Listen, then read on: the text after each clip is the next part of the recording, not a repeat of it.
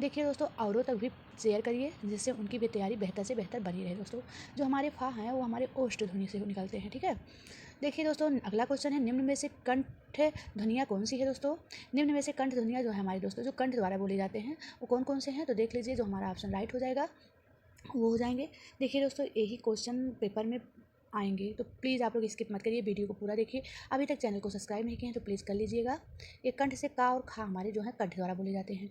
कहाँ से निकलती हैं ध्वनियाँ? कंठ से निकलती हैं। ये जो गला है हमारा, इसे हम कंठ बोलते हैं, ठीक है। यार अलावा व्यंजनों को क्या कहा जाता है दोस्तों? तो सभी लोग को पता होना चाहिए। यार अलावा व्यंजन जो हमें अंतस्थ व्यंजन होते हैं दोस्तों, ठीक है। देखिए दोस्तों, हाल में जो पेपर होने वाला है उसमें पूछने की पूर्णतः संभावना है दोस्तों, क्योंकि हिंदी से लगभग आप लोग के कोई भी एग्ज़ाम देने जाएंगे उसमें 10-20 क्वेश्चन पूछते ही हैं, ठीक है।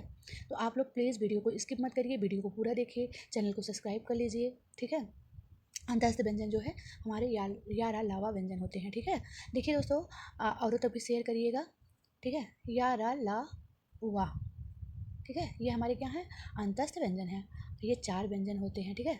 देखिए दोस्तों, और नेक्स्ट क्वेश्चन है, हिंदी वर्णमाला में ऊष्मीय व्यंजन कहा जाता है। हिंदी वर्णमाला में ऊष्मीय व्यंजन कहा जाता है। तो ऊष्म व्यंजन किसे? जो उसमें गर्मी पैदा करते हैं दोस्तों, गर्म हवा के माध्यम से हमारे मुख से बाहर निकलते हैं। तो जो हमारा ये तालव्य सा, मूर्धन्य सा, दंत सा, हा, इसे हम क्या बोलते हैं? ये जो तीनों सा होते हैं हमारे, वो एक तालव्य सा होता है बड़ा सा जिसे आप लोग बोलते हैं, और खसकड़ुआ सा बोलते हैं उसे हम मूर्धन्य सा बोलते हैं, और जो छोटा सा इसे हम दंत सा बोलते हैं। और ये हा, ये हमारे जो हैं ये बहुत गर्मी आप बोल के एक बार देखिए, ठीक है। वर्णमाला किसे कहा जाता है दोस्तों? देखिए, फिर एक बार मैंने इस क्वेश्चन को आपकी समझ से रिपीट कर दिया। व्यवस्थित वर्ण समूह को ही हम क्या कहते हैं? वर्णमाला कहते हैं दोस्तों। देखिए दोस्तों, औरों तक भी शेयर करिएगा, बार बार रिपीट कर रहे हैं क्योंकि आप लोग करते नहीं हो, ठीक है। वेरी इंपॉर्टेंट क्वेश्चन है, हर एग्जाम में पूछे जाने वाले क्वेश्चन है। हिंदी के जिन वर्णों का उच्चारण करते समय केवल श्वास का प्रयोग किया जाता है उन वर्णों को कहते हैं। देखिए दोस्तों, हिंदी के जिन वर्णों का उच्चारण करते केवल श्वास का प्रयोग किया जाता है उस वर्णों को हम क्या कहते हैं दोस्तों? जिसमें ज़्यादा ताकत ना लगे, जिसमें ज़्यादा संघर्ष ना हो बोलते हुए, उसे हम क्या कहेंगे? अघोष वर्ण कहते हैं। क्या कहते हैं? अघोष वर्ण कहते हैं दोस्तों, ठीक है। जिन शब्दों के अंत में आ आता है उन्हें कहा जाता है, क्या कहा जाता है? जिन शब्दों के अंत में आ आता है उसे हम क्या कहते हैं दोस्तों?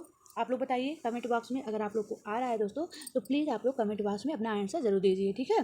तो जिससे कि थोड़ा मोटिव वो होता है, जिज्ञासा होती है, ठीक है, बनाने में वीडियो। आक्रांत कहते हैं दोस्तों, ठीक है, आक्रांत।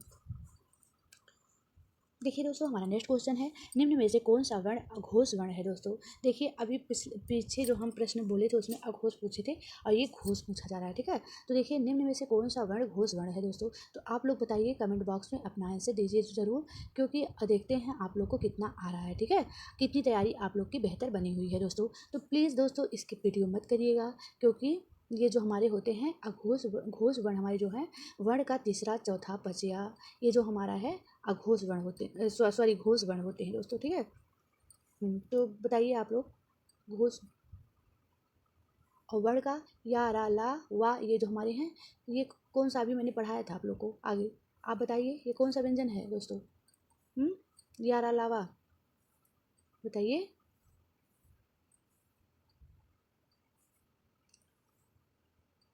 देखिए, दा जो हमारे हैं घोष वर्ण में आते हैं, ठीक है।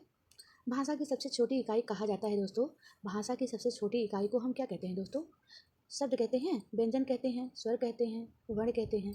तो आप लोग बताइए, वर्ण कहते हैं। क्या कहते हैं? वर्ण कहते हैं। भाषा की वह सबसे छोटी इकाई वर्ण कहलाती है दोस्तों। रोला किस प्रकार का छंद है दोस्तों? आप बताइए, अर्ध सममात्रिक होता है, विषम मात्रिक होता है, सममात्रिक होता है, वर्णीकृत होता है? तो आप लोग बताइए कमेंट करके क्या इसका आंसर होगा। रोला किस प्रकार का छंद है दोस्तों? तो सममात्रिक छंद है दोस्तों, ठीक है। रोला जो हमारे हैं वो छंद मात्रिक छंद है, ठीक है, सममात्रिक छंद है। वेरी इंपॉर्टेंट क्वेश्चन है दोस्तों, नोट करके रखिए आप लोग, क्योंकि पेपर में जरूर पूछा जाएगा। ये सममात्रिक छंद है। किस समास में पहला पद विशेषण और दूसरा पद विशेष होता है दोस्तों? किस समास में पहला पद विशेषण और दूसरा पद विशेष होता है? तो देखिए, जो हमारा है पहला पद विशेषण और दूसरा पद विशेष किस समास में आता है दोस्तों? तो ये जो हमारा ऑप्शन राइट हो जाएगा दोस्तों, ये कर्मधारय समास में होते हैं, ठीक है।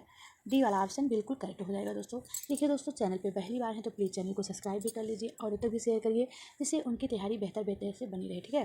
देखिए दोस्तों, आप अगर इस चैनल को देख रहे हैं तो आप लोग प्लीज़ स्किप मत करिए, वीडियो औरों तक भी शेयर करिए जिससे उनका भी हेल्प हो सके। ठीक है दोस्तों, निम्न में से अल्प प्राण वर्ण कौन सा है दोस्तों? निम्न में से अल्प प्राण वर्ण कौन सा है दोस्तों? तो देखिए अभी मैंने बताया जिसमें कम समय लगता है उसे हम अल्प प्राण कहते हैं। ठीक है, जिसमें कम समय लगता है, वर्ण का पहला तीसरा पांचवा जो है हमारे, वो कौन सा वर्ण होता है? अल्प प्राण होते हैं। ठीक है, वर्ण का जो हमारे का खा गा वो जो वर्ग चलता रहता है ना, का खा गा घा गा, तो जो पहला तीसरा और पांचवा जो हमारे हैं वो हमारे क्या हैं? ये तो होगा नहीं, तो जो का और गा है ये जो हमारे हैं अल्प प्राण हैं। क्या है? अल्प प्राण हैं। ठीक है,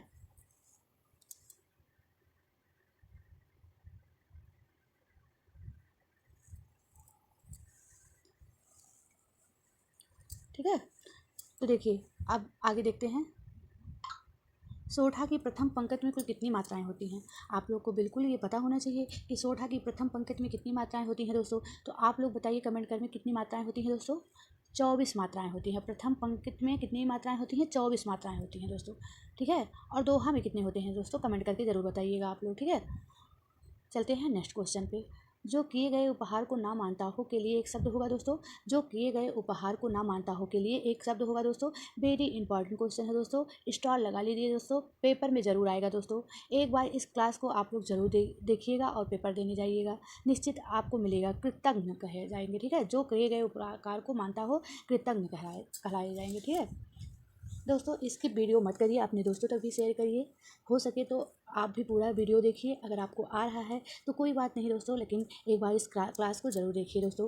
क्रांति, क्रांति का सही क्रांति, देखिए इसमें पदेन की मात्रा है, जो पहला वाले का पे उसमें पदेन की मात्रा लगा है दोस्तों। रा जो है हमारे उसको हम पदेन की मात्रा कहते हैं, और कांति उसमें मात्रा नहीं लगा है। तो क्रांति और कांति का सही अर्थ क्या होगा दोस्तों? आप लोग बताइए, कमेंट बॉक्स में ज़रूर बताइए। आप लोग समय दे रहे हैं 2 सेकेंड का। परिवर्तन और चमक होगा। एक क्रांति का अर्थ होगा परिवर्तन और एक कांति का अर्थ होगा चमक। ठीक है दोस्तों, इसका सही अर्थ होगा। अब देखिए मुहावरा थोड़ा सा पूछेंगे आप लोगों से।